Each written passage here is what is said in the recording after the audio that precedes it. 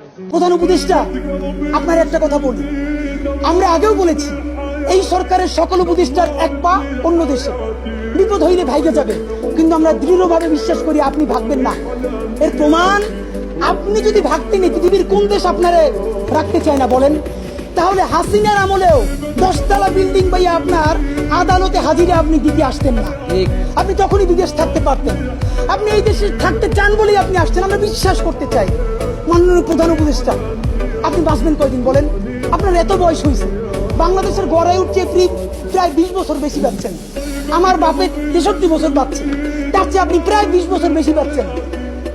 মাঝে মধ্যে মৃত্যু বেঁচে থাকার চেয়ে অধিক। মাননীয় প্রধান উপদেষ্টা, আপনি একটা গবেষণা করেন, বাংলাদেশে গত 50 বছরে কোন রাষ্ট্রপ্রধানের 30 মিনিট 40 মিনিটের বক্তৃতা রিক্সা চালক, ভ্যান চালক, সবজি বিক্রেতা, বিশ্ববিদ্যালয়ের প্রফেসর, ছাত্র জনতা আধা ঘন্টা বসে তার বক্তৃতা শুনে নজির নাই। যেটা আপনারটা হয়েছে, এটা কিন্তু আপনার চেহারা দেখে না।